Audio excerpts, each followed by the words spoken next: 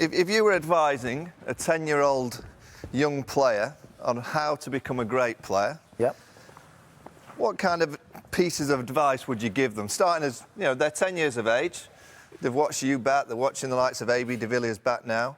What message would you give them now to try and become that great player? Well, it's funny, isn't it? Because we've been talking all week about the Australians and their techniques. Now, if I was teaching young kids, the first thing I'd say to them was grab your bat, I'll come and throw you some. I want you to hit these balls as hard as you can along the ground. I don't care where you hit them or how you hit them, but I want you to learn how to hit the ball first and along the ground. Because most kids you see now, the first thing they do with T20 cricket is they want to hit the ball in the air. They want to hit boundaries. But obviously in our game, that's the major way that you get out. So I want to teach kids how to hit the ball hard along the ground, and then you can build some technique around that later. And what kind of drills would you do? Would you do underarm tennis ball drills to start with the little kids? Yeah, at a really young age, I think you would, but I don't think there's any... Drills, for me, are one thing when you're trying to build a technique, but I sort of learnt the game playing as many backyard games as I could, you know, facing bowlers and getting routines and rhythm and tempo organised against a bowler. You know, I did a little bit of work later in my career against the bowling machine, but I'd much rather face bowlers, as I'm sure you would, just to get your tempo and your rhythm right. And what about when you say to a young player, you know, I want you to hit it hard? What are the basic skills and the kind of technical side to achieve that ball being struck hard? Well, there's lots of basics that you'd start with. I mean, the basics are always about a stance and a grip, and I'm pretty old school with the way I tell kids to grip a bat. You know, we all got taught, didn't we, to put the bat on the ground and put your two V's down the back of the bat and hit the ball that way. The modern way probably is to be a little bit more with the bat face open. With the T20 game and the one-day game as dominant as it is now, you've actually got a lot more range 360 around the ground with a more open bat face than you do with a more conventional closed bat face, the way we were taught to present the full face and try and score the majority of your runs down the ground. The modern players now are scoring probably more of their runs, you know, behind the wicket, which is pretty foreign to us. But look, I've always felt with the stance that you want your feet about shoulders width apart. You want to be in a position, an athletic position, where you can move quickly and move freely. The wider your stance get, obviously, the slower you move, and you don't move as far either forward or back.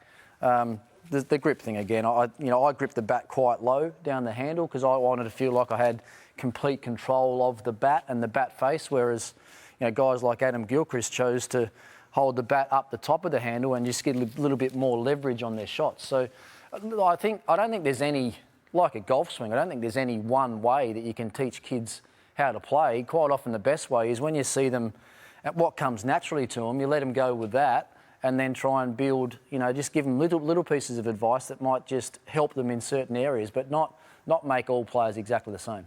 Now, you hear the kind of routine mentioned in a batsman. What was your routine at the crease? So you're facing your first ball, say, Andrew Flintoff's bowling his first ball to you in a test match. Just take us through your routine at the crease and what exactly you're thinking before that first ball. Well, funny you say it, because my routine actually started the night before I batted. So the night before every test match, if I was a chance of batting on that day, I'd lay back in bed at night with a diary and write down some notes of things that I knew that I did when I batted well. So it was about, you know, watching the ball. It was about calling loud when I first got to the crease. It was about, you know, not getting too in. I wanted to get in a contest with the bowler, but I didn't want to get almost too into the contest where my eyes started spinning a little bit and I got out of control. So I wanted to stay in control. You know, I wanted to bat for long periods of time. I wanted to be positive in attack and in defence. You know, I wanted to make 100. I wanted to be man of the match. These things I'd write down and program into my brain for the next day. So when I got to the ground the next day, I didn't have to worry about any of that stuff. You know, my planning was done. I'd get my routine done as far as how I put the pads on and things like that. And then when I got out to the middle, it was, was marking centre, was walking down the pitch, doing my few little hamstring stretches that I did. But one thing I always liked to do was I like to have a clean area around the crease. So when I marked centre, and I like to get rid of all the rubber. You quite often see me kicking stuff. Well, you needed a brush out of the way. If I had a brush, I would have used it. I liked everything to be clean, and I used to, you know, as I've said to you before, Vaughanie, when I take my stance, I used to look down the wicket and visualise an area on the pitch. Well, for me, all that along the area that I thought the ball was coming, all that had to be clean. If it was a spike mark or grass that was out of place, I wanted it all to be the way that I wanted to see. So you mentioned that square that you're looking at as you're in your stance.